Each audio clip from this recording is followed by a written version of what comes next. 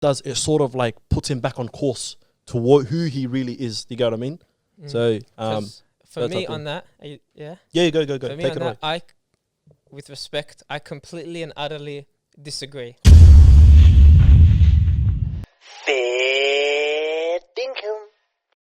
Hey guys, welcome to a Fair Dinkum episode. We asked you guys an interesting question over lockdown. It was, do people really change? And we got some amazing answers from you guys. Reviews and Google listing, huh? Yeah, reviews, answers, DMs. You guys get some very interesting perspectives. So we thought we'll bring it to the table and hear what the boys got to say. The responses were good. Yeah. They're actually nice. So do people really change? Yeah. Why don't you have social media? Carry on, answer the question. Now, what was the question? Do people really change? Ooh. Yes or no first? Let's go. And then we'll delve into it. It depends. He loves a maybe, this guy. Bro. Hey, it really actually depends. But to start it off, do people change? In their essence, no. Do you get what I mean? So apparently, by the way, I got told, I say, do you know what I mean? A lot. Yeah, so now I'm mentally trying not to I don't know what you mean. You say it too, by the way. You know we what both I mean? say it. I realize you say it. So I don't really like listen to myself. So. do you know what I mean? Anyway, so do people really change? In essence, no. What about you, Ali? No, yeah. We'll go around and then. In terms of behavior, yes. You said give me one word answer. I'm giving you one. Okay, That go. was more than one word. Yeah, I reckon, like Abdi Ali said, it's more layered. But if we're talking in essence, I don't think people change. So at the core of them, Can't use the same word I use. in the core of beautiful. a human being, there's certain values, characteristics, vices, etc. Yeah. that people have that doesn't change, that they have to deal with for the rest of their lives. So no internal, external, what they project outside. Yes. What? Carry Chill. on. This guy gave me a dictionary. We're going to delve more into it. I gave you something. he said one word. He just chucked it all out. I was gonna edit that out. Go, Ashraf, What about you, Ashraf? Yeah, I think people can change. Yeah. But we'll delve into it. So go, Legendary. In what sense? So, like, as in, I- delve into my bit? Yeah. Well, like, for example, like, anyone can change, yeah? I know I said no before, but, like, anyone can change, but it depends what we're talking about. Like, what does change mean? You get what I mean? Habits and all that kind of stuff people can develop and all that kind of stuff. But I feel in terms of core identity, like, a person's core identity, like, stays within them for as long as they're alive, you know what I mean? As long as they're alive, not alive. Green leather, green leather. Anyway, so as long as they're alive, that core essence, like you as Ashraf, will always be Ashraf. Do you get what I mean? But there are certain characteristics of you which you develop as you grow older. Do you get what I mean? Like this productivity phase that you're going through at the moment. Do you get what I mean? Or this athlete phase. You weren't always in this phase. Do you get what I mean? Like you're not the same person you were ages ago. Hence, so you've changed in that aspect. Do you get what I mean? But in terms of like Ashraf, if we break you down to the core, if we were to break you down to the core, has been consistent, I'd say, for a while. Do you get what I mean? Your views. I think that's based off of like people's Don't principles. speak about yourself. I reckon, like, use personal experience to explain this. Okay. Like when it comes to things like this, we don't really know what Ashraf has inside him or what he struggles with. You know what I mean? When you go to the core of what Ashraf is or who he actually is behind closed doors, we can't really tell. Well, we know only what he shows us. So when you talk from a personal experience, it's a lot more understandable. Like you can explain it better. I have to think of a personal experience. Then Have you changed throughout your life, or do you still think you're the same person? Not the same person, but like the identity stays very similar to who you were when you were. Yeah, growing up? 100%. So me, like, if you were to define whatever Abdwali legendary, this, that, Astro, whatever nickname you want to give me. Astro, Yeah, Astro is my other nickname. is it? Yeah. He makes Why that did I look at nickname. the smiley when I was They only met each other 3 weeks ago. but carry on. What do you call it? Astro, this, that. I reckon I've been consistent throughout my whole life. Do you get what I mean? Like my ideologies, my views, and all that kind of stuff. But in terms of like myself over the years, I've developed certain habits and certain ways that I didn't have growing up. Do you get what I mean? And also it goes back down to when I was saying like the change thing as well. Like my mindset on certain things are not the same. Do you get what I mean? Like with like I guess give me an example, like relationships, this, that. Do you get what I mean? After experiencing certain things have changed. So your habits have changed, but not your values and your identity. Yeah, at a deep level. If anything, my values and my principles have strengthened over time. Do you get what I mean? Like after experiencing certain things, I realized, nah. You got to double down on your gut feeling because you can't really fight off something that's been innate in you since you were born. Is that what you're trying to say? That was a lot of big words. I'll give you an example. Yeah, I'll give you an example. This is hypothetically speaking. Yeah. There's all your life, you've never really, or because culturally this is the way you were raised or whatever. Yeah. Yeah. If you meet a person that never prays, yeah, they're a nice person and whatever, and this is for marriage, or let's say it's for marriage, and it really irks you that this person doesn't pray, but they're a very good human being, they're attractive and whatever it is, and then you go, okay, listen, I'm gonna really deal with the fact that you don't, and hopefully sometime soon you'll pray, yeah, and this person never gets down to it, and then before you married this person, you knew this was an issue, and then when you get married to it, or married to them, it goes like 1 year goes by, and then the honeymoon phase wears off, and then now you're really stripped back to just what your core values are, what you believe in, what you think somebody else should be already doing, and she still doesn't pray, and then or he. I don't know really what I'm saying. I'm as straight as it gets. What your orientation is. But what I'm saying is, I get you. Those things are going to bother you, even if you suppress them with emotions and with lust and desires and all that sort of stuff. When it comes down to it, when the nitty gritty comes through, I think your core values always rise to the top. So it's always going to bother you in that case. But I'll let you finish. No, I wouldn't say they rise to the top. They'll always be there. You get what I mean? Yeah, but I mean, like, you suppress them to a certain degree, but they come out after certain like trials and tribulations and whatnot. That's what, right. But like I can speak through like the phases that I've gone through. Like for example, like I know like your parents give you advice. Do you get what I mean? Watch out for the world out there. Blah blah blah. There's certain people, there's certain friends you should watch out for, or don't do these certain things. You don't understand. You might dabble or dabble into them. Yeah, and then later on you realize that literally isn't for you. Like I remember, like for myself personally, what do you call it? I don't have the exact same group of friends that I had like growing up. Do you get what I mean? Like I'm still friends with them, the boys from the area, this, that. Do you get what I mean? But certain things that, what do you call it? I guess we don't really see eye to eye on. Would you say your values changed? Is that why? If anything, what do you call it? I probably didn't know my values at the time. Do you get what I mean? Like I had an idea of what my values were. Do you get what I mean? But having certain experiences and relations with them, like it's gone back to what I was trying to say, but it strengthened my relationship. It strengthened my idea of what my values were. Do you get what I mean? You always feel displaced, like out of place in those situations when you're younger. You don't know though. No, but when you're younger, you know that something's not right. Like you just don't feel like being there in that situation. And because I know exactly what he means. Yeah. But carry on. But in terms of, So going back to the whole friendship thing and all that kind of stuff, like you know how it is, like when you go into uni, what I call it, that's when you're exposed to the whole world. Yeah, there's different people. There's what I call it, like the fitness are coming left, right, and center.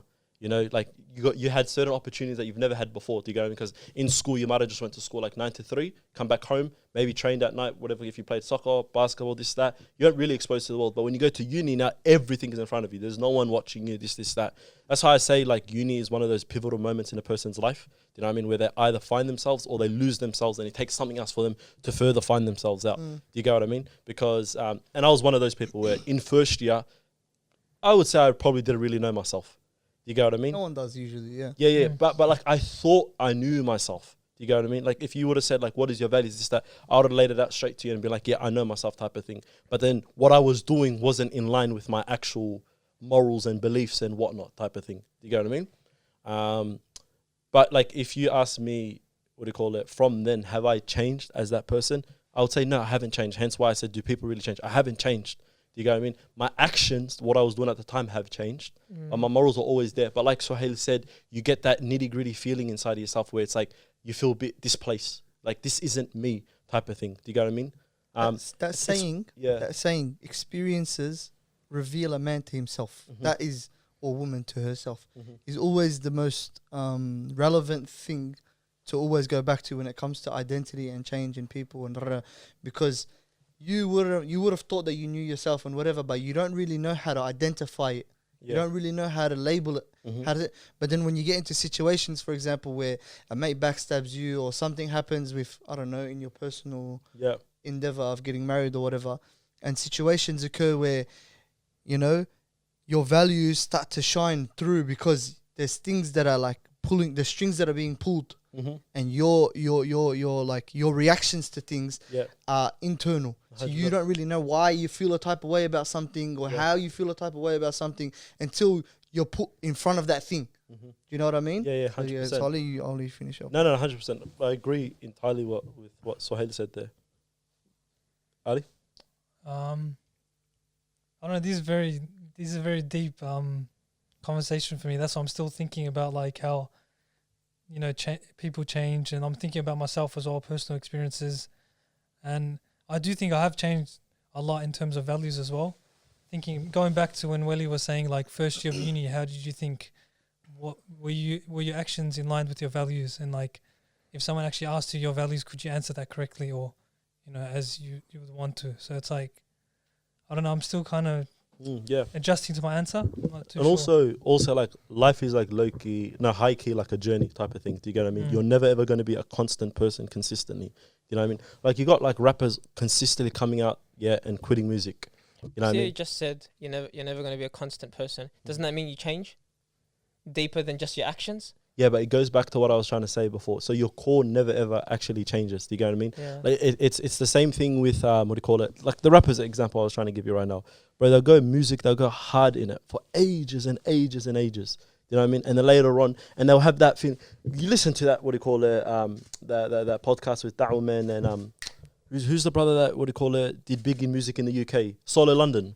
You get what I mean? And so when Solo London was like talking about his experiences, he goes, as much as like the fame came, the women came, the money came, this, that, do you get what I mean? I always felt deep inside like myself, like this ain't it.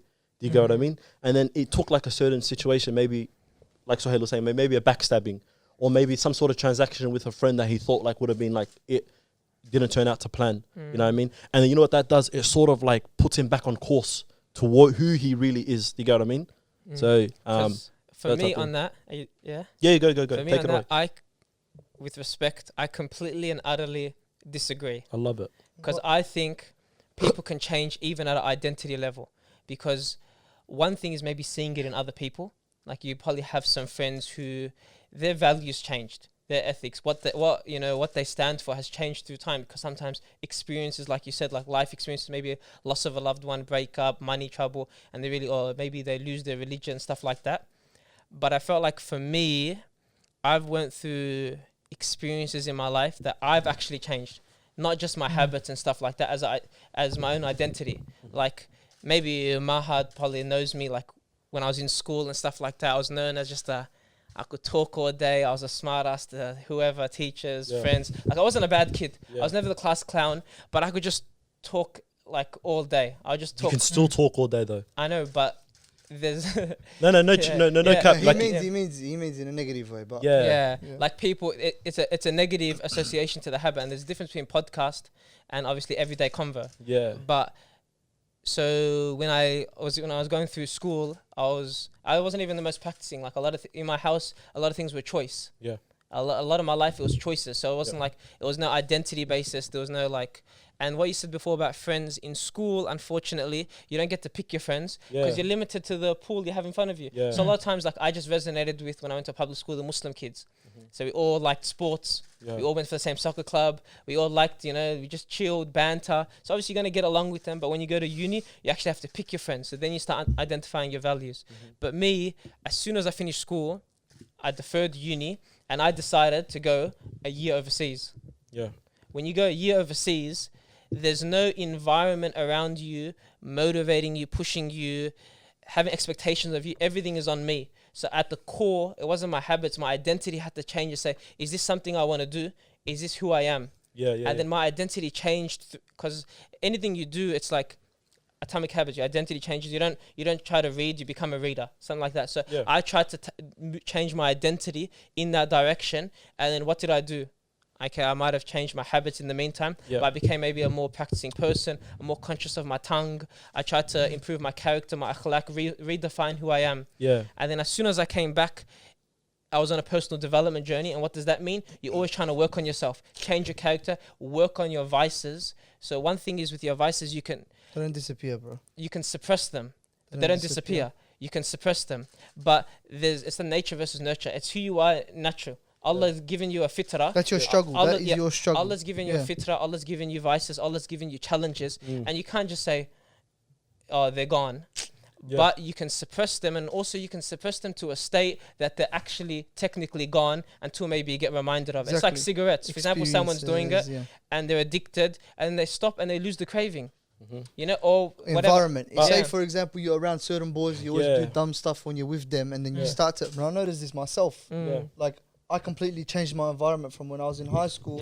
Like, no offense to the boys that I was around in high school, but they weren't really doing things that I was in line with doing. I wasn't happy about doing. Did you know that at the time, though? Yeah, 100%. You know, you're talking about inside yourself. You didn't feel you felt out of place. In high school, I didn't feel in place. Like, even after high school, I tried to, like, because everybody else is like, you got to hang out with the boys you had in high school. We all drifted apart. It is what it is, and I don't really take offense to anything. I'm happy, and I hope that every one of them, like they succeed in life and whatever it is. It's no personal stuff. It's just basically that my environment needed to change because I felt out of place because of the way I was raised, what my core values are, and what my parents have raised me to do. What Allah SWT has, like the predisposition He's put in me, didn't allow me to be comfortable in that situation. Don't get me wrong. I think people can become comfortable because they feel stuck in a situation. Or they're clouded. Their mind is sort of clouded. They're not aware enough. That's what I'm trying to say. So they're clouded thing. So bro, if we're going to talk about fitrah, all of our fitrah is like our predisposition. We all know what it is. Do you get what I mean? Like, it's with Allah, whatever, blah, blah, blah. Do you know? Alastu bi rabbikum? Qalu bala. Like, am I not your Lord? Yes, we are. So no one can deny that. Do you get what I mean? But in terms of people's situation in life, like going back to the whole journey thing, Suhail found that out early on compared to other people. Do you get what I mean? That cloudiness disappeared. Do you get what I mean? That feeling of, hey, this ain't it, came up and it rose, earlier than most other people. Do you get what I mean? I think what I'm trying to get at is a lot of people, their Rabb is their nafs. Do you understand? A lot of people worship their nafs. That's what it is. And whenever they, for example, somebody has a high libido, they need to move in that direction to be happy because they feel like it's the right thing to do. Do you understand what I'm saying? What I'm saying is, even if you do have that tendency, you have a high libido and you want to move in that direction, you want to have intercourse before marriage or however you can possibly get it to fulfill that part of you because it is the thing that's ruling you at the moment, it's not the right thing to do. And what I'm saying is that the vice sticks, but the Prophet ﷺ and Allah SWT gave you means of like quieting that thing. For example, marriage. For example, fasting. If you can't control yourself, why would they say if you can't control yourself? You know what I mean? If you can't control yourself, then fast. The options are there, Why would they say that unless they knew that, for example, you're going to be struggling with this forever? Handy. You understand what I'm saying? 100%. But going back to like also the identity thing is, it's a choice at the end of the day. Do you get what I mean? Like, for example, going back to you saying you're a talker type of thing. Ashraf, you haven't changed as whether you're not a talker or not. But you just don't identify with it. Hence, that bit of you is suppressed. It's deeper than that. Because I know, like, finishing off on the story, it's how you identify yourself, and it's also what people used to think of you. So there's the external telling you you've changed. Like, for example, my family know me the best because obviously when you're going through school, different friend groups, my family knows I've changed. Going overseas, and then also when I came back, for example, I'm an extroverted person. Like, I like to talk, socialize, but through surgery, when I did surgery in ACL and I was stuck at home, I identified myself as someone who's, at least I tend towards being more introverted, where I like my own company more than even being outside in public. I learned to listen more than I do to talk. It's also because you were pushed in an environment where you had to be by yourself. You're in your room. You're obviously recovering from your injury. So it's something that you push towards. Also, it's one of those things where environment can crumble you and you can regrow, or you can choose to regrow. So I knew, like Mahad probably knows, like I know in people's perspectives of me wasn't the best. You know, like alhamdulillah, was qadr Allah, maybe people's perspective of me still isn't the best, but I wanted to have like a rebirth. And one of the first things I learned was like the stories of Malcolm X, who had a complete U-turn. He was a drug dealer or whatever. You know, he goes to prison, he comes out practicing Muslim, an advocate for the deen. Shout out X. You know, shout out Malcolm X. That was one of the first books I ever read. I learned so about Umar ibn Khattab, and I saw this. It's not even a change in values, it's like a rebirth, like a complete new person. And sometimes the values weren't even there. And something put it. So Malcolm X says the books put it in him. Umar ibn Khattab said the Prophet Muhammad sallallahu alaihi wasallam's environment. And me, it was maybe going overseas, maybe surgery, maybe my friends, maybe the books, all these multiplication of different things. Yeah, but I think we're talking about the nature of it. So, for example, Umar still was hard. You understand what I'm but saying? that's just like the way he was. He wasn't harsh in a it. negative way. He was harsh in a positive way. But then you're denying the fact that he changed. He still changed as a person. He changed externally. That's what I'm saying. Like, he withheld from being negative because the deen told him not to. But he was the most soft. He used to have permanent tear marks on his face because of how much he used to cry. It's probably like that. But do you think before that, it's his fear of Allah subhanahu wa ta'ala. I know, but his nature changed. Like your nature can like your vices and your tests. When you say nature, what do you mean? Sorry. Yeah, like your vices and your tests in life. It's a part of your character. It's a part of your fitrah where Allah's. Everyone's tested in their own way. Yeah. That's the way you're tested. But you as a person, holistically, spiritually, physically, mentally, emotionally, whatever it is, can change. Because change doesn't mean a complete U-turn and all these things go away. It just means improve and get better. And yeah, but okay. So the bit that I'm trying to say is but that aspect of you is still within you. Yeah. Yeah. The history books don't tell us internal stuff. Yeah. That's what I'm trying to say. So that aspect of you is still within you. Yeah. You've just chosen to, going back to the whole identity thing, just identify yourself with something else. You go like for example, this is gonna be a terrible example. Like I don't know, a drug deal or something like that. Yeah. They had that in their past. Do you get what I mean? Now those actions have changed. So they don't go out dealing drugs anymore. Do you get what I mean? Look. So their actions within themselves have changed. Do you get what I mean? But who they are is still the same. Just strip it back. No, stop. A lot of people, why do they drug deal? I don't know. I've never strip it back to the core. Why does most people drug deal? For money. Better life for their family. Yeah. Most of them do that. Or the ones that are forced into it, like the little kids. You've seen Blue Story and all that sort of stuff. Certain areas. And Top Boy and all that. A lot of the time, it's because of financial struggles within their family. And what happens is, what's at the core of it? The core of it is goodness, but the road to hell is paved with good intentions. Yeah. You ever heard of that before? Yeah, 100. What I'm telling you, what I'm trying to say is that within themselves, they're not bad humans. They just have bad luck or they made bad decisions. Yeah. So a lot of the time, the decisions we make externally, they show a different side to our internal state. But that's not all cases. There's people who are ignorant by choice, like especially if you're talking about Umar ibn Khattab, these people were conscious of the truth, but they denied it. Not Umar, but other people at the time. Yeah, they were conscious of the truth, but they denied it out of ignorance, out of ego, out of nafs. And it's not something where it's like, oh, they were bad because they needed money. Some people are, unfortunately, their environment can make you like a worse person. That's not what I'm saying. But what I'm trying to say is at the core of what they were doing was because they were trying to, for example, they're a single mum. Yeah. A lot of the time, those kids that do drug deal in hoods and all that sort of stuff, it's always the same story. Single mum, no father. Their mum's like they're living in the worst possible conditions. You can go in two directions. You can go and become like, for example, something very good, something productive that's good for the community. You're a valued member of society. Or you can do the opposite, which is the easy money, the thing that's the most enticing for people because it gets you the quickest fix. Of course, yeah. You know what I mean? But a lot of the time, I'll move off the topic of drug dealers or whatever. What I'm saying is that the core of the human being is goodness. You know what I mean? Of that person. Or at the core of the human being is he's a rotten human. You understand what I'm saying? And a lot of the times, the people that are good outwardly are struggling.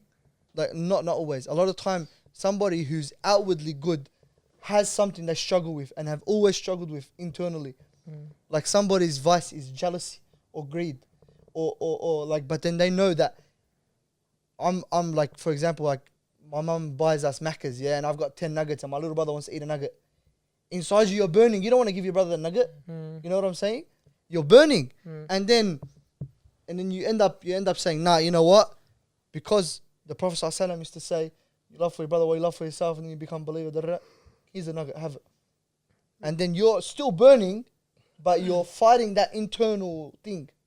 I just think from that, there's a level to when you're not even fighting it. And you just do it because you enjoy it. It's like they say, to be generous, you just keep giving. And then eventually, like, it's one of those things, Like, turn down the volume completely. It's an identity level. It's deeper than, it's what I said before. You don't read, you try to become a reader. You don't try to give money, you try to become generous, Yeah, but you have to be conscious of the situation. So if we know our vices, being able to for our vices to be like, for example, just take it as like a speaker.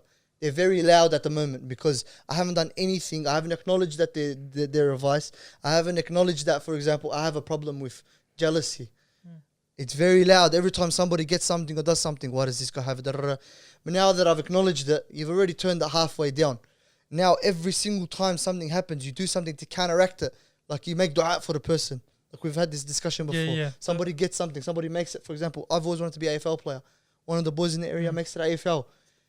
MashaAllah, make dua for him. You know, every single day. Like you're saying, it turns it down completely because you're fighting against your nafs consistently. Trying to overcome. But when you're not conscious of it, what I'm saying is when you're not aware of it, and you're not conscious of it, you start to notice that the thing turns up by itself. Yeah? I can only say this in vices that I have. Things that I've experienced. A lot of times I've been aware of something and I've completely nullified it. And then I fell asleep on it. And I thought it's not an issue anymore for me. And then it arose again. That's true. You know why? That's why they say like ignorance is a man's worst enemy. Do you get what I mean? Because you can't fight what you can't see type of thing, or you can't fight what you don't know. And that goes same thing with like I always tell you boys about it, like the whole thing with like your nerves, your desires, all the trials that you face in your life type of thing. If you don't know who you are as a person internally, you get what I mean? Because obviously you got two yous, like the two sides, so your lower self and the upper self and all that kind of stuff. If you don't understand what makes you weak or what you succumb to and all that kind of stuff, you'll be constantly fighting an enemy you don't know. Do you know what I mean? You'll be like, oh, I want to change, but you can't change because you don't know what you're fighting against. Exactly. Do you know what I mean? So that process of change goes back to finding out who you really are. Yeah, but I want to spin a question on you, Ashraf, real quick. Yeah, so over the years of the Ashrafs that you've been, do you get what I mean? Or like, I guess you haven't changed. You said, yeah, you've never changed. People, oh, you said you have changed. You said yes, people can change. Yeah, would you say when you look back at that Ashraf, how I don't recognize that person? That you won't recognize, or as in like you yourself, if you were to look back at yourself, type of thing, would you look at that person and be like, nah, that's a different Ashraf to what I am completely today? Look, there's different phases you go through, but I see him as a completely different person. Okay. You know, because I just believe I have that mindset where you can grow into your potential. You can grow into anyone you want to. You can have the mindset, perspective, your values and ethics change. Sometimes you're ignorant of a certain topic.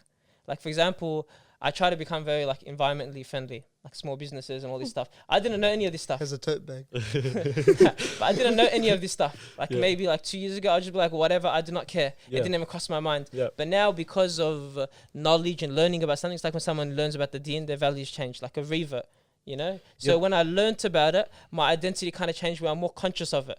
Not just out of actions, out of identity, where if someone does something, it hurts my heart. It's like, come on, bro, you shouldn't be doing that. That's bad. It's deeper than me just wanting to do something. It's all right. So then, what about those aspects of you that were there in the previous Ashraf? Do they consist within you at the moment?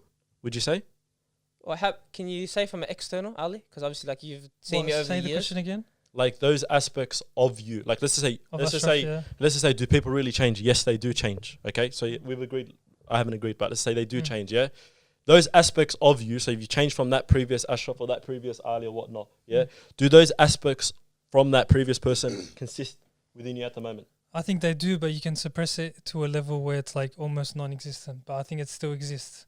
Like it can, like Suhail was saying, the volume can slowly turn back up if you are not aware of it. And you're not staying. So wouldn't that mean then you are technically still? No, I still have, like, for example, all the tendencies or characteristics are still in me. It's not like I'm gonna, like, for example, if we're talking about like controlling your tongue, it's like I'm not gonna talk. Yeah. But it's more like it's deeper than the actions I do, and that's what's changed. So the actions might still be similar because it's just talking. But for example, there's other bad sins I used to do. I don't do any of that, and I don't even identify as someone who would do that. And that, like, I don't even want to. Like, for example, I wouldn't even want to do it. Like, if I was in that habit, I wouldn't enjoy it. For sure, so it's deeper than like. So there's tendencies and habits that I would even go close to. But then there's some things that obviously you have like a, what's it called, a relapse. Yeah, you know, everyone, where because it's like this guy's seen me at futsal. Sometimes I'm talking and I don't stop talking for an hour, and I get everyone's head. As you do it unconsciously. 100%. You do it unconsciously, but. Then 5 minutes later, he doesn't rate it. He's apologizing to everyone in the stadium. Bro, 5 minutes later, I'm apologizing or I'm dropping a hadith or something. It's like you have all these different kind of habits and tendencies. I was going to say, bro, when you're in situations like that, for example, when you're playing sport. Subconscious. You know, like I'm an aggressive guy.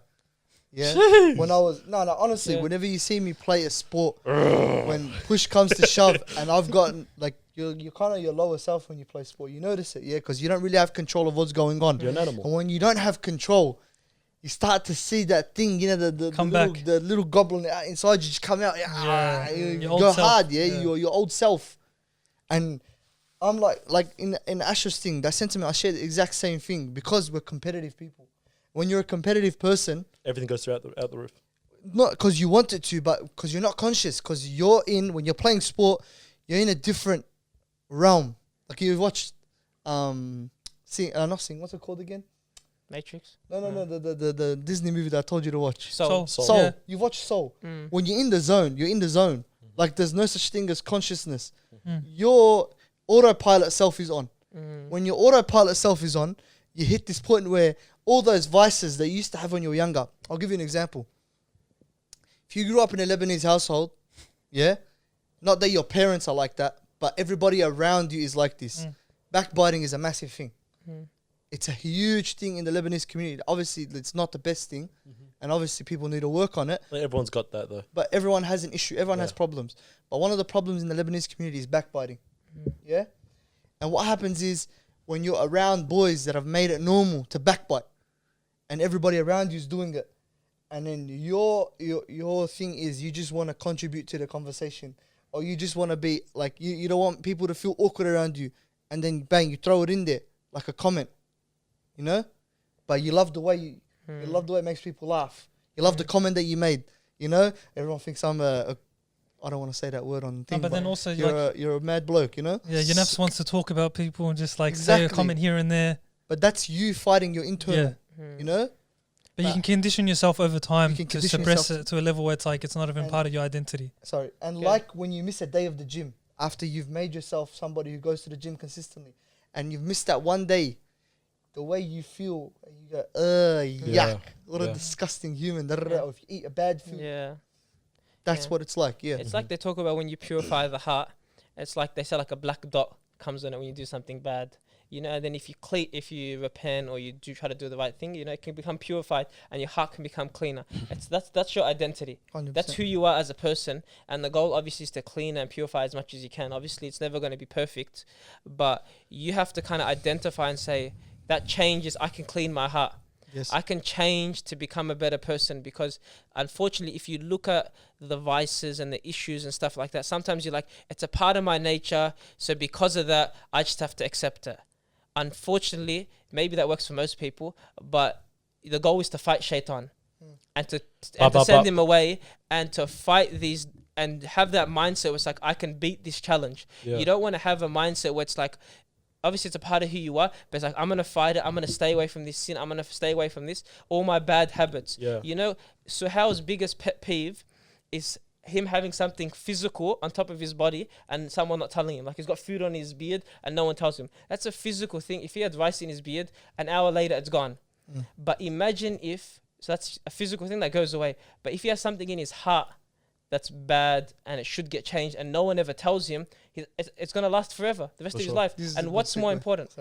Imam Ghazali says, like, that's the thing that we should be more conscious of. You know, Umar ibn Khattab, because we're talking about him, there's two stories of it. One, he used to ask Hudayfa, he had the knowledge of who were the hypocrites, and he used to consistently ask him, am I one of those people? Because he wanted to always purify his heart. And the first couple of times he met Salman al-Farsi, he used to beg him. He goes, please, please, please tell me what are the things you heard about me that you disliked. Because they say the knowledgeable person is the person that's always trying to rectify themselves and their soul and their vices, and that's what we should be conscious of. Guess what the two things Salman al-Farsi said? I heard that one time you ate 2 different foods at one meal, and I heard that you have 2 different outfits, one for the night, one for the day. That was the 2 things he disliked about Umar. What? Yeah. But because to us it's like, what? But because that's extravagant at those times. You know, you're extravagant. But subhanAllah, think about that's something that Umar was trying to work on. And look at our sins. The sins we do in public, the sins we do in private, the things when we swear and we backbite and we're not conscious of it. Yeah. It's something that we have to be conscious I'm confused. of. What's that relating back to the change thing? You have to believe you can change and you have to work on yourself, identity. Umar was trying to change himself. The wise people try to rectify themselves because it's all about the heart, you know? Everything is judged by its intention. Where's the intention? But you agree that like prior to actually changing, you got to accept and understand who you are. That's step one. Because you can't fight shaitan if you don't know who shaitan is, type of thing. You know your enemy. You have to know your enemy, definitely. Know thy enemy. The best thing that everyone, like, for anyone who feels like they want to change, first of all, get away from the noise. I think that a lot of the time the issue is that you're in an environment that consistently just validates your situation and what you're doing, and it keeps telling you you're in the right direction, you're doing the right things. Look at everyone around you loves you.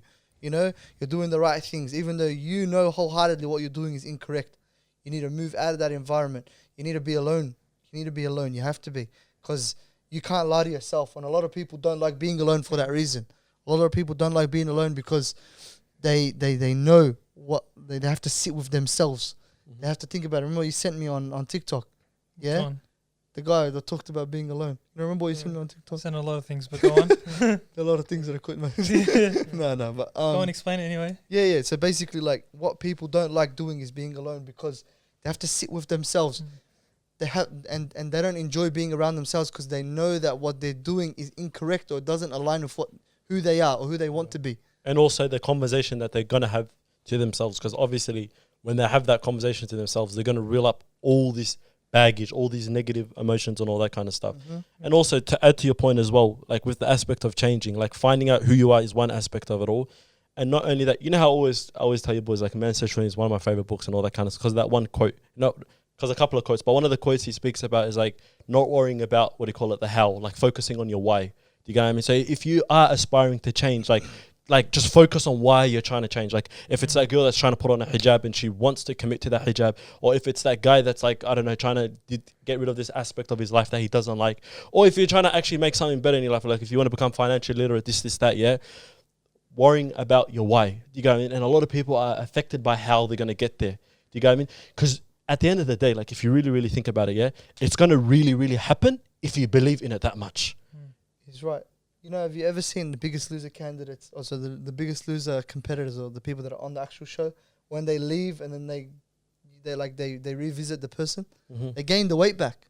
Yeah. Do you know why? Because they'll push. Their why was not strong enough. Yeah. Why wasn't they just went on a competition to lose weight to look good at that moment? And that's it. Yeah, 100%. It wasn't because they had a deeper Identity change. reason. Yeah, I think one of the biggest factors for change, and like I really appreciate my dad with this when I'm growing up, is giving me the ability to question what I do, my actions. He questions me always, bro. See what I mean? Bro, shut up. Son.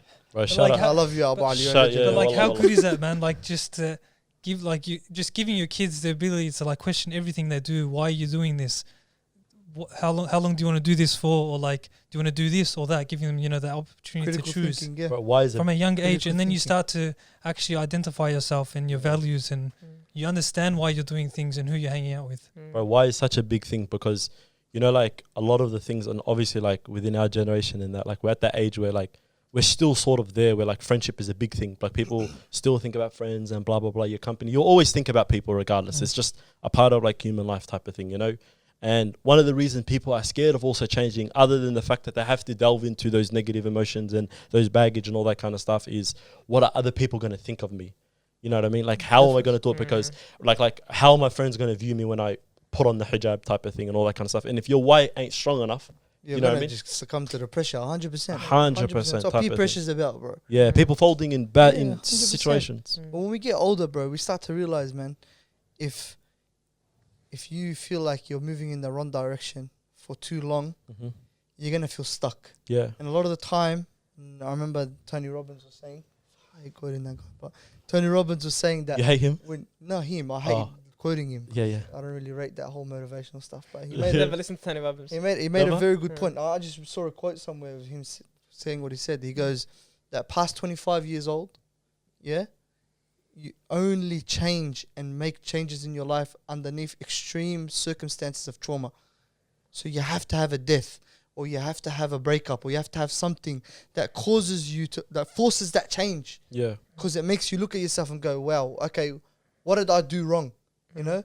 And the problem is, a lot of the times it's like, for example, a lot of people aren't grateful for life until death is knocking on the door. You know, a lot of people aren't grateful for their parents until they're gone. You don't really know what you got to you extreme measures till it's happen, gone. You know what I mean? So that's why it's like to learn your vices early and to learn what you're doing wrong early. You can tackle the situation head on, and it can cause positive change, like Ashraf was talking about. It can cause positive change, and it can kind of like help you maintain it forever, so it can become a part of your identity, basically. But it's very true. Just on that, because I know like what Legendary was saying, in these couple years of uni, your identity is being built. And as soon as it's built, it's so hard to change. And on that, it's been tested. I've read the book twice, and I'm reading it. It's Letter to the Disciple. It's Imam Ghazali's book. It's the advice he gave. I put on my story, but he gave like on the first page this advice, and I never understood it until he just said it. So he said, like you just understood it now? Yeah, subhanallah. That's crazy. And because he just said, you know, if your virtues don't overcome your vices by the age of 40, prepare for hellfire. And when I read that, I'm like, whoa. And then now you saying that is like, maybe it's because after 40, it's so hard to change it that your vices are going to overcome you. Can't teach old dog new tricks. Yeah, and that's the thing. It's like, subhanAllah, now I understood. It's like, it's so much more difficult. It's not even just sometimes circumstances, it's just extreme stress. You can, if you really want to change yourself, you can. You just have to, it's going to be very, very difficult. It's easier when you're younger. So alhamdulillah, most of the audience now is at an age where they can change themselves, so they can be conscious of it. But it's like, subhanAllah, big step to change as well is like going back, I know we said it 10 times, is knowing yourself as well. I remember I was listening to Les Brown just before I was coming here. I got the motivational speakers on. Well, I told you, Robert's Les Brown. No, I don't watch him at all. I just saw a quote. But you quote him. I love Les Brown. I will say it straight up. Like, Les Brown's my go-to speaker type of thing. I need a quick G up, pep up. Les Brown's my guy. But you know, he said, he goes, now we're in a society nowadays where, what do you call it? People are dead. People, what did he say? He goes, people are dead by the age of 21, but are buried at 65. Yeah. You get what I mean? Because they're always walking. People are just walking around dead, basically, essentially. Do you know what I mean? Why is that? Because they're going through the systems of life. Do you know what I mean? They're going through the linear ways of life. Do you know what I mean? They might go through school, blah, blah, they get a job, blah, blah, blah. No aspirations. There's nothing wrong with that, by the way. There's something wrong with that. Bro. And also, there was another aspect of how I understood it as well, is, you know, you can only aspire to do something and want something in life or change and all that kind of stuff if you know yourself. You get what I mean? And people who are dead often between the ages of 21 to 65 don't know themselves. You know what I mean? They just adapted to some sort of, what do you call it, system that was presented before them. You get what I mean? As in their parents taught them the way. It's like, let's just say like family business owners or something like that. Do you get what I mean? There's like, shout out Sons. Shout out to them. Do you get what I mean? Where it's like generational. Do you know what I mean? Because my dad did this, now I've done this, now I've done this, I've done this type of thing. You know? But I know what you mean. Like a lot of the time what it is we're waiting for magical pixie dust from Allah subhanahu wa ta'ala to throw on us, so then we can become, for example, patient. Or we can become like stronger on the deen, and we can become hafiz. All of a sudden I wake up now, I speak fluent Arabic and I can read the Quran from back to front without even blinking an eyelid. And a lot of the times our issue is that we're waiting for motivation, and motivation isn't the key. Yes. So true. It's not. It never will be the key. You got to just be real with yourself. You just got to be real with yourself. 100%, I like that. 100%. Self-awareness. Know your why. Know your why, yeah. I think we'll got a question, transition. Oh, yeah, go. I got a question. Transition. Is it? It's a special one. Let's go. Is it fair to want people to change? Is it fair to want people to change? Or to ask a person to change? Or marriage all the people that love the marriage topic. I'm a bit confused by that, because I'm trying to, when you said that, I'm thinking like, let's just say a family member. Yeah. Because they're in your life, like, depending like obviously whether you like it or not, they're in your life, but then they could have certain traits that you want them to change, but they just won't. What do you mean by like, is it fair? Is it would you say that it's okay for you to walk up to them and, you know, hey cuz, look, this is what I don't like, this is rubbing me the wrong way, you're doing this wrong, or you're doing that wrong, and you get frustrated afterwards because they don't really listen to you, you know? And you see it as an issue, but they don't. And you're like, I really want this person to change this. And if they change this, they're okay. But there's just this one thing that they do. Yeah, I get what you mean now. It can be romantic or it can be non-romantic. Romantic. Yeah. I feel like Romeo and Juliet. you can always try, but then I feel like by you telling the person like, I want you to change, blah, blah, blah, like you should try do this, try do that, keep giving them advice even though they haven't asked for it, I feel like they're not really going to change because then they feel like they don't have control over those decisions, their choices in their life. So you have to do it in a way where it's like, let's just say, for example, it's like going to the gym, like trying to be healthy in your life. You have to at least maybe set the example by you going to the gym, talking about like benefits of you seeing your benefits and all that. Yep. And then it's like, it's kind of more subtle. And then also giving like unconditional, like, helping unconditionally. So it's like, you tell the guy, for example, let's just say your uncle, it's like, oh, look, I got some advice for you. If you want to hear it, let me know. If you don't want, that's fine as well. Yes.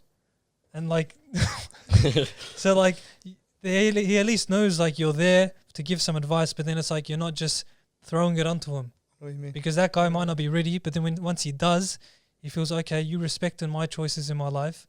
Now I'm ready to listen, and he generally actually listens and takes after it. Well, he brought up some mad stuff.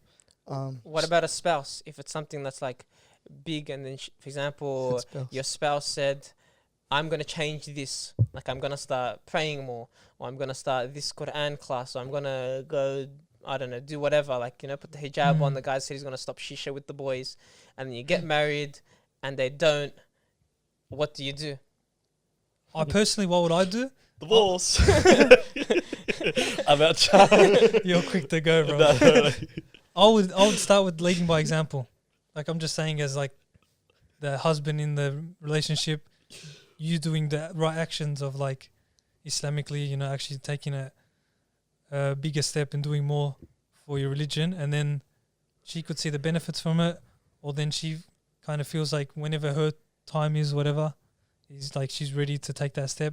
That's one way. What would you do? Would you do the same? Are you patient with it? So you reckon you stick with it the whole way, even if it frustrates you to the day you die? I guess it depends what it is, on what it is. Like if it's something extra, like let's just say reading Quran more, or getting a teacher. Oh, that's calm. But say it's praying in general, just praying. Like she never prayed at the beginning. Why is it religious things? Why don't we do like, let's just do like. I know something that maybe you guys won't like. Like, go ahead. She's got a ton of guy friends and she hangs out with them all the time. Yeah. And then when you're gonna get married to her, she goes, I'm gonna stop. And then you get married and she goes, hey, I'm hanging out with Mike. Hanging out with Abdul. Hanging out with this guy. Wait, what Mike? I wanted to like I didn't give all Muslim guys names there. See, you know what the problem there is? Sorry, just give me 2 seconds. Yeah. No, take your time. You know what the problem there is? It's if you say when we get married, take a person for who they are. Wallahi, if there's one thing that I've learnt, like, and I haven't learnt much, but if there's one thing that I learnt, take a person for who they are.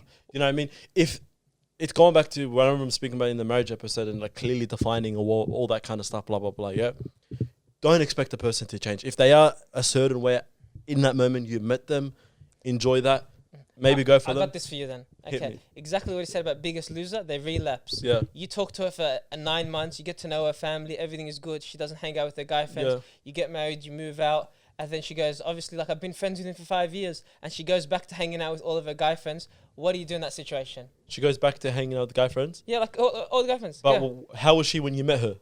She was hanging out with him. You told her not to. She goes, yes. 9 months she didn't. Oh, and then she relapsed like Biggest Loser. Go. She didn't have a strong why. I get it. Oh, shit. I got you, sorry.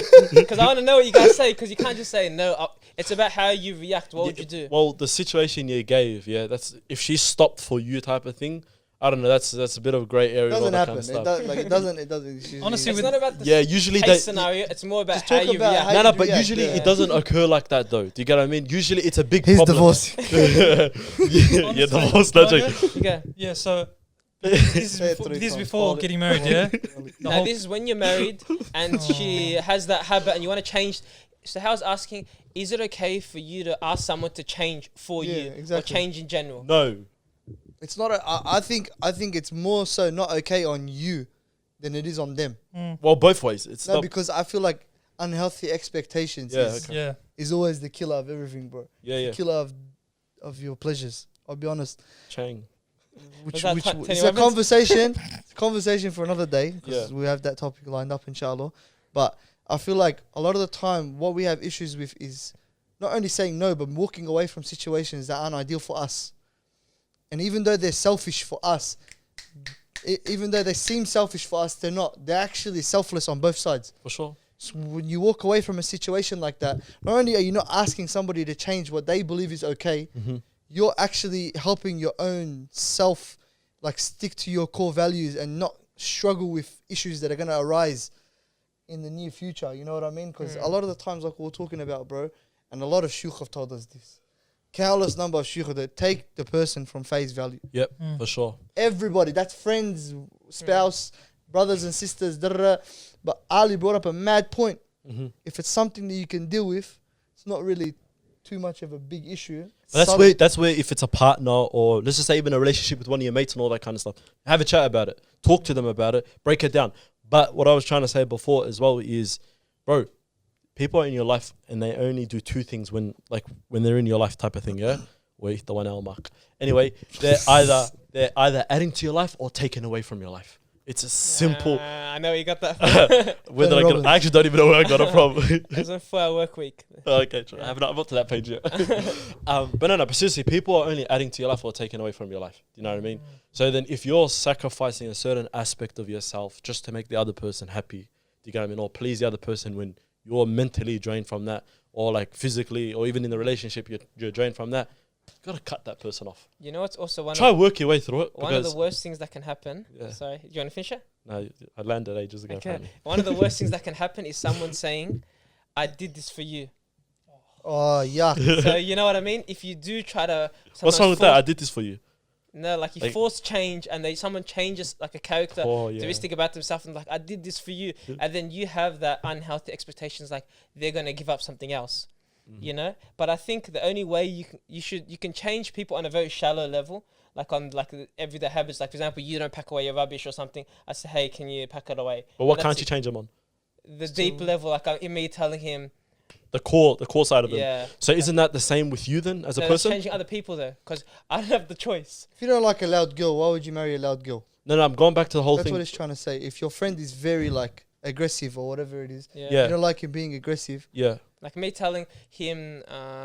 But that's sort of what you said at the start of the episode, though, about yourself. But the only thing is, it's very different between internal. It's internal. It's a choice. I choose for myself. I can't make decisions for Hal's habits that he has, whatever they are, at a deep level. I can just tell him, hey, you leave rubbish, or when you leave, can you take your shoes or something? I don't know. It's like very like when you wash when you take a dish, wash it when you're done.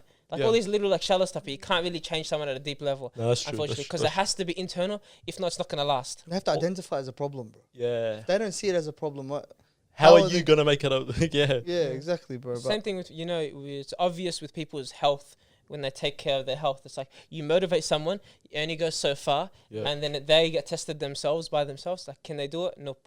It's like so many people you take to the gym, they go for 1 to 5 months, and then they take a U-turn back, the biggest loser, they relapse. But it's not an identity change, it's a habit change. We love a biggest loser. Yeah. You know, going back to the adding and taking away from your life, you know how much that would help you, understand your relationships with certain people? You know what I mean? Like if you feel like, like me and this person were sort of not understanding each other, like we're bumping heads or like certain things, blah, blah, blah. That might be a good question to ask yourself. Do you get what I mean? Is this person adding something to my life type of thing? Do you know what I mean? Are they taking away from something from my life? Watch out for that type of thing. But yeah, big questions to ask. You know, when you're younger, I wanted to ask you boys this thing. You know, when you grow up and you used to be around certain boys, and you used to be somebody used to dibble and double into double and dibble into like certain things that they enjoy doing and whatever, and then you grow up, and then you haven't seen these guys for ages, and they kind of like they haven't changed, but you have, and then they do that thing where they look at you and they go, "Far man, you've changed." And they see it as a negative thing. Do you guys reckon it's the case? I don't know, because I wanted to change, when someone says that, I take it as a good thing. Like it's like someone says, like when someone says, "Oh, we didn't see you around," I'm like, "Good." In my head, I'm like, "Good," alhamdulillah, because it's intentional. Yeah. But if it's not intentional, then it's like, "Oh, how have I changed? Is that a bad thing? Is it a good thing? Do they think bad of me?" So it really depends on your perspective on. I don't know. I hate that question. I really, really hate that question because I don't feel like I've changed. That's So the you're thing. different, yeah. So when I see that question, I'll be like, okay, what's different about me? You know, because I still feel like I'm the same guy from like back then. So that probably, see, this is the thing, yeah. I think maybe I'll word it this way. I think people evolve, okay? But they don't entirely change. So I feel like I've evolved from the, what do you call it, the nuisance in year 7, or the kid that got suspended every single year in high school type of thing. You got too techie with the question, but I'll let you carry on. But like going back to the evolving thing, I've evolved from that person, I've developed and whatnot, but I haven't entirely changed. So when someone does say something like that, my first thought isn't, alhamdulillah, good. You know what I mean? It's like, well, what's this like perception that you had of me, you know? Oh, this is the thing, yeah. I've never had like, I have mates and whatever, yeah, but I've never had, back when I was younger, I grew up with this person. This person has been my best friend since I was 5. And then like, we've grown up together and you know what I mean? That situation where you're like, you're 25 now, 26, and you're still best friends. And like, you've never changed because you promised each other you're not going to change, pinky promise, and all that sort of stuff, yeah? What I'm saying is, because I'm like, when I go in mosque and whatever, yeah, and I see the boys that used to hang out with each other and I used to hang out with them and whatever, I don't like it. I don't like seeing people that just stick together because they feel like they have to stick together. Because they were in high school together. Corona. No one asked you, yeah? anyways, what I'm saying is like, there's like a group of boys that used to hang out in high school. And they're so obviously different when they're separated, but when they're together, they act the same way they did when they were in high school, because they feel like they have to keep up some sort of gimmick, you know. And then when they see when they see each other separately, they're obviously different humans. They're obviously different people. Yeah. And then a lot of the times it's because of that statement. Oh, cuz you've changed. Whoa, you're the lowest bloke now. Why don't you have fun? Why don't you come see the boys anymore? Why don't you hang out with us? All that sort of stuff. And then for me, it's like, I'm so glad I wasn't close with anyone when I was younger, because when I evolved as I got older, I don't really have that anchor, you know? I don't really have that thing holding me down. So I can. It's you and you type of thing. You know what I mean? Yeah, 100%. Like now I feel like when you get older and you know who you are, you start to align yourself with people that kind of like have the same drive, they're in your lane, you know what I mean? You don't have to be swerving through lanes every single week. Like, oh, today I'm hanging out with this guy. I have to be a rude bloke who talks about people behind their back. Then I switch back to this lane, we're religious. Then I switch back to this lane where we're overly religious, and we start to become a little bit FIG, and we have conversations about marriage at 3 o'clock in the morning. How much we love the Prophet for 1 hour. Like, you know what I mean? When you get older, then you start to realize like, oh wow, there's qualities that I align with, like people who have growth mindset. I don't have to hang out with those guys who I was stuck with, or I felt stuck with when I was in high school. I think that's a good takeaway home message. Do you know what I mean? As in, be the person you want to be, yeah. And as life goes on and whatnot, you start to attract those type of people. Do you know what I mean? And you won't have that herd mentality, that sheep mentality. What if? Who am I? And you questioning yourself type of thing. Don't fear being alone, bro. That's the main thing. Don't fear that these people, this group of, because when you're younger, you're in such a condensed environment at school. You feel like they're the only people that exist in the world. And then you realize, bro, when you travel, yo, Allah, how huge the world is. You know what I mean? And every person in every school is having that same thought. When you get past that situation, bro, you're like, wow, was I really limiting myself? Like, I've only known these guys for 4 years. Yeah, something like that. I was 21, 22, and we weren't even that close when I met them. Not even 4 years for me, bro. Do you know what I mean? Yeah. Like, and then things happen where you're just, that's it. Do you love us, Sohail? Of course. Yeah? Okay, good. Just making sure. No worries, bro. Do you want us to change? Okay. Ashraf needs to stop talking. There's just those situations. Yeah. There's just those moments and those. Inshallah, just don't feel you're stuck. Move. Exactly. And don't be a gazelle. Think past the how many years are you in high school? You're in high school for like 13 years. Sorry, schooling. Sorry, you're in schooling for high about. school he goes to. Bro. How many times have you been, bro? But yeah, But yeah, that's it's it. you're on the schooling system for like 13 years type of thing. Yeah. But yeah, Just that self-awareness. Keep learning more about yourself. I think I'll wrap up the episode there, inshallah. Done. Bro, tell him what to do, bro. Anyway, guys, wallah, thank you for listening to the episode. We appreciate you guys. We have merch coming out soon. No, Jack, we don't. We just got merch for ourselves. But make sure to like, share, and subscribe. What to call it? Hit the notification bell. Smash it. Do everything. We've got some vlogs coming out soon, so we're pretty excited. We've got a lot of ventures and whatnot. Yeah. Oh, Share with your friends, family. He's like, more work. We hope you guys enjoyed this video. Once again, thank you for getting us to 1.5K, and we'll see you in the next video. Yeah.